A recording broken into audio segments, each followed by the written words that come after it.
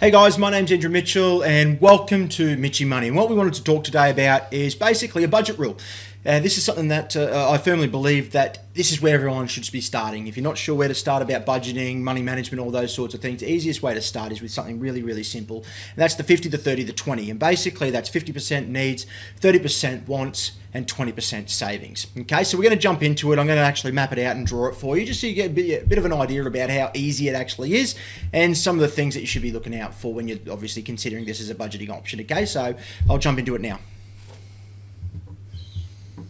Okay, well basically what we're going to be talking about is the 50, 30, 20 budget rule, okay? And this goes back for many years, and it very much simplifies it. So what we want to do is break it down into three categories. Okay, so when we're talking about three different categories in terms of all of our expenses, we've got needs, we've got wants, we've got savings. Savings can be what we invest in, it can be paying off credit cards, it can be holidays, which obviously dovetails back into your needs as well. Sorry, it means your wants. Holidays is definitely your wants. But at the end of the day, that's what happens, is we break everything down into these three categories. So when we're actually looking at these three categories, we basically can fit it into a pie chart. 50%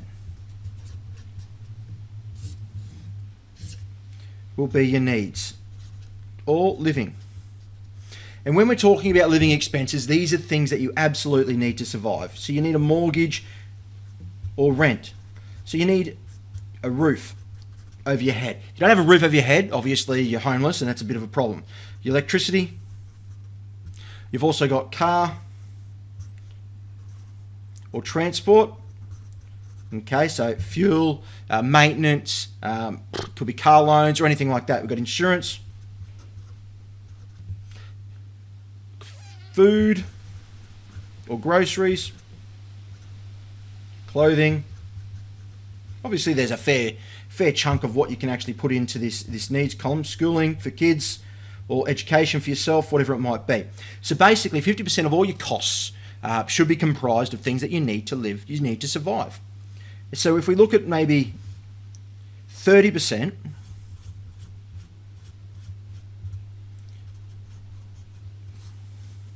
is wants. Okay, so when we're talking about wants, we're talking about things that aren't fitting in your needs. These are things that are luxuries. These are things that are better than what you need. So like dining out, that's a want.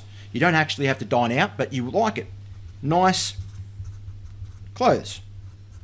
Okay, so you've got clothing here, that's your basics. If you want to go out and buy designer clothes, designer dress, designer skirts, designer suits, whatever it might be, that's a want. You can't classify that and say need. Some people obviously go, oh, well, no, I need that. No, you want it. So at the end of the day, if you want it, that's fine, but make sure you put it in the wants column. Put a base expense in the needs and then put the rest of it in there. Gym. Okay, you might say, oh, well, obviously my health is important, but at the end of the day, you can run, you can squat, you can do bodyweight exercises, you can do hill running, you can do lots of things that don't necessarily need a gym membership. So if you're on the bones of your ass, a gym is a membership, and that's a membership is a cost, and that thing is obviously a want. Subscriptions like Netflix, Stan, Prime, Disney, all those sorts of things. And I'm going to put groceries as well. So obviously your bare bones groceries are fine, but if you want to obviously spend more money on prime rib and luxury sort of tomahawk steaks, all those sorts of things, obviously that's more expensive. And then wants, we've also got rent and mortgage. I know you're probably thinking, well, rent and mortgage is up here as well. If you rent a bigger house than you need, that's a want. If you purchased a really big house because you like entertaining, that's a want. So these things that we need to look at is obviously, yes, it's weighing it up. I'm not saying it's right or wrong. I'm just letting you know. These are the things that obviously your wants are. Next one we want to look at is your 20%. This is savings or investment. Okay. So when we're looking at these, we're looking at anything that we save, anything that we're investing, paying off credit cards, We're looking at obviously emergency funds, etc. Those sorts of things. So basically when we're talking about the three categories, we're talking specifically to the fact that 50% is your needs, 30% is wants, 20% save, invest. And this is basically the three categories that every single thing fits in. So if you're thinking about it going, okay, well, I know that it fits in there. How do we calculate what actually amounts that we've actually got? So when we're looking at how to calculate it, so if we want to look at how we calculate this percentage, it's pretty simple. All we do is we basically take our after-tax income, okay, after-tax income, per month, per week, per fortnight, doesn't really matter, I do it per month. And we calculate it into 3 columns. This is the easiest way I've found. If you've got your needs, your wants, and your savings, do it for 90 days. Okay, so 90 days will basically give you the last 3 months. And what you do is you take in all your expenses and you basically slot them in. For your needs, do your mortgage, your rent, your electricity, your car, your insurance, your food, your clothing, your schooling. You put them into your needs column based on how much you've spent through here. Wants, dining out, clothes, gym, alcohol, subscriptions, Netflix, groceries that are on top. Obviously, if you're not 100% sure, take a guesstimate of those amounts that you're spending over and above. They then go into your wants. And then obviously your savings, emergency funds, paying off credit cards, all those sorts of things, personal loans goes into that column itself. And then what you do is you basically just put your income as a total and divide your expenses by those 3 amounts, and they'll give you percentages.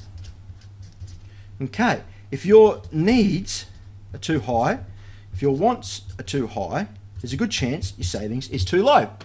So sometimes what you might need to do is you might need to decrease some wants to increase some of your savings. And there's nothing wrong with that, but this gives you a really good idea of where you're actually sitting at. If we want to look at some tips and tricks, so how to actually stay on track, or how to actually, I suppose, stop overspending. We can got a couple of things. If you've got 72-hour rule. I'm not sure if you've looked at that before, but basically what it is you've got a need. Let's just say you've got a need over here, or a want, or whatever it might be. If the dollar amount is greater than, I use $100. If it's greater than $100 and it's not a need, but it's a want, I have to wait 72 hours. And the reason I have to wait 72 hours is because that then removes the emotion from it. If we remove the emotion, we can make a more commercial decision about the money that we're spending, okay? So we wait 72 hours, 9 times out of 10, or I think the stats are around about 80% of the time, we won't actually purchase that, or we might go, oh, well, we don't need something that good. So we might downgrade it slightly, okay? So the next thing is use a budget app. A lot of people think, oh, I do it in my head. Oh, I track it myself. Look, the fact of the matter is unless you're got an eidetic memory, you overspend. It's just a fact of the matter is if you don't stick to a budget, you're 10 times less likely to overspend. So stats don't lie. So just use a budget app. It makes it easy to track, manage, and maintain your budget, and also it helps you obviously manage and your investments as well. What we want to do is stop using credit cards. I hear you saying, or some people say, oh, I pay it off each month. That's okay, that's fine. Again, statistics don't lie. It's proven. If you put it on credit card today, it's 90% more likely that you will spend more money on your credit card. And what that means is because it doesn't impact you today, it's like a delayed hurt. If you use cash today, obviously it comes out of your account straight away and you feel the hurt straight away. So you think twice on that. But if you put it on credit card, you don't have to pay it later, and you can make repayments on it if you don't pay it off in the interest-free period, those sorts of things. It doesn't hurt you as much. So guess what? If it doesn't hurt you as much, you tend to make decisions that aren't the best. So that's the first thing. Stop using credit cards. Sorry, here's the third thing. We want to also set goals. Just like using a budget app, you're more likely to achieve your goals if you set them. Okay, you're more likely to achieve them. Okay, and obviously with the budget app, we want to track our goals and spending. These are the main tips. Use a 72-hour rule, use a budget app, stop using your credit card, set financial goals, and then you can track your goals. And what you will do is you will achieve far more than you ever anticipated, okay? So this is very simple. The 50, the 30, the 20 rule, it's been around for many years, and it's not rocket science, but it basically breaks it down into 3 categories: your wants, your savings, and your needs. And then from that point, it's very easy when you're tracking it, whether or not you've gone over or below it. Okay, if you can increase your 20% to 30%, great. If you can't, that's okay. If you want to start out 10%, that's okay as well. At the end of the day, it's not about obviously hitting everything every single month. It's about being able to manage, maintain, and track it. Okay, so if you stick to the 50, the 30, the 20, it'll allow you to obviously put it down to wants, spending, and needs. And then from that point, if you need a couple of tips, obviously, set it over the last 3 months to give you a bit of an idea of where you are now.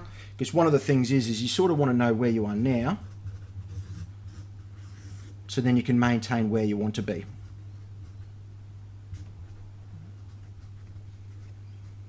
Okay, and then you can obviously set your goals to achieve that.